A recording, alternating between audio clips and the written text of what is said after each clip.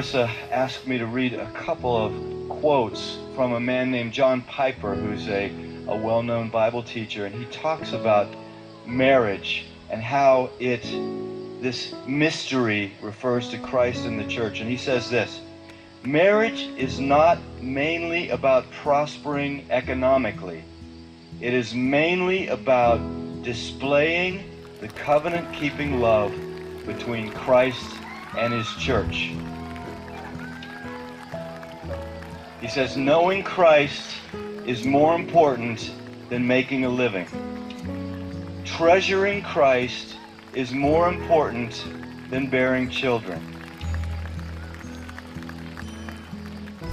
Either way, it is short. It may have many bright days, or it may be covered with clouds.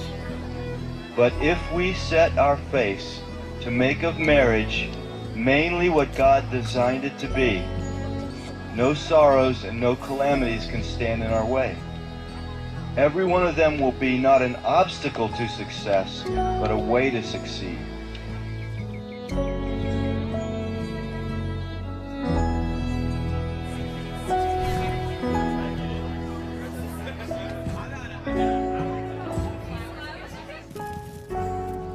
The beauty of the covenant-keeping love between Christ and his church shines brightest when nothing but Christ can sustain it.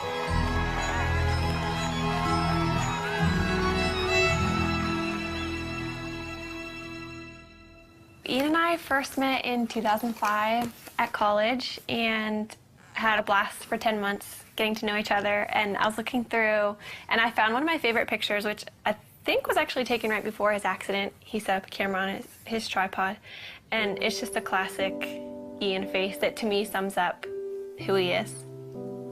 We'd been dating for 10 months and he was working an extra job for his dad, and he was on his way to work near Pittsburgh. And we got a phone call that he had been in an accident, and we didn't know if it was when he got to work or on his way. And so we got down to Pittsburgh, and I was just praying the whole time in the car that it wouldn't be his brain. After being at the hospital for a few hours, we found out that it was, and he had been in brain surgery for a few hours and had suffered a traumatic brain injury. God totally spared his life. One night he was failing 4 out of 5 brain activity tests, and the next morning he was doing well and his brain was starting to respond again.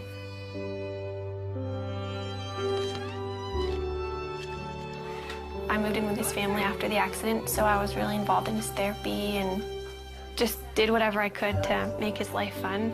We'd go out on dates, and looking back, it's weird because he couldn't talk and he couldn't eat.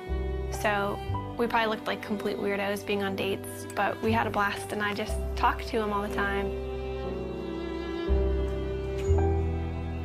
I knew that before Ian's accident, he was very serious about marriage and was ring shopping, so I knew where he was, and that helped me so much. After he couldn't talk, I knew that he loved me, and I knew where he wanted the relationship to go because we were dating very intentionally.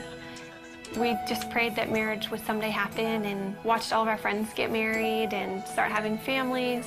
That was challenging, but we just tried to hold out hope that that would be us someday.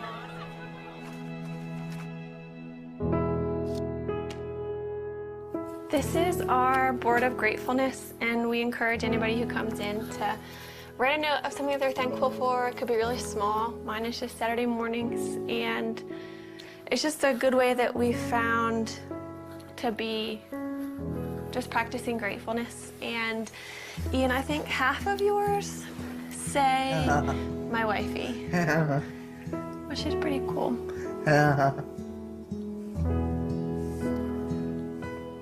We decided that we couldn't really consider marriage as an option until Ian was able to communicate. But if he could communicate with me, then we could have a marriage, knowing it would be really different. But as long as Ian could talk to me, then we could make it work. So once Ian began communicating, it became a little bit more of an option. And then we just kind of watched Ian progress. Hi, husband. Hi, wifey. How are you? Yeah, What? how are you? I'm good. How was your day? Yes. A conversation I had with his dad, it was one of those conversations where I realized this could happen. Then that August, his dad was diagnosed with brain cancer.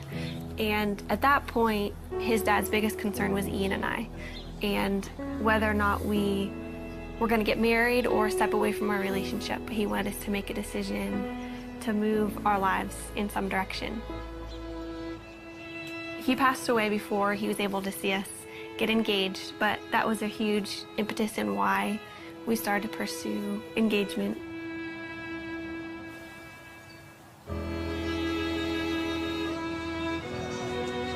Throughout premarital counseling, we just used this momentary marriage.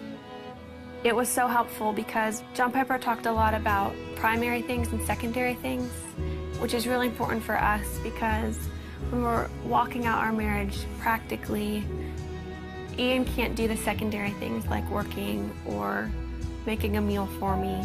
Everything that's primary, though, he can do, which is leading me spiritually. Ian always comes back to the foundational truths of who God is and kind of reels me back in from my emotions, and that's the most important thing.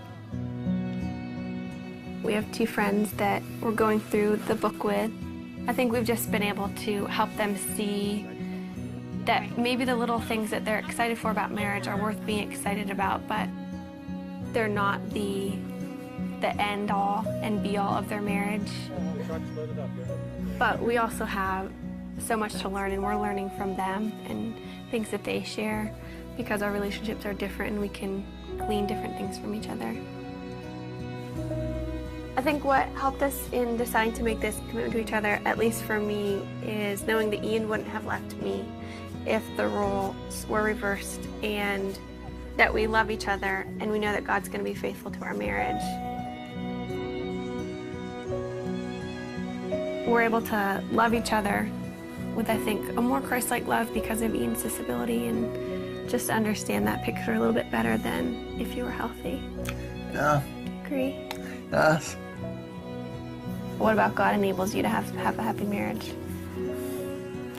You know, What? he's awesome. He's awesome. Yeah.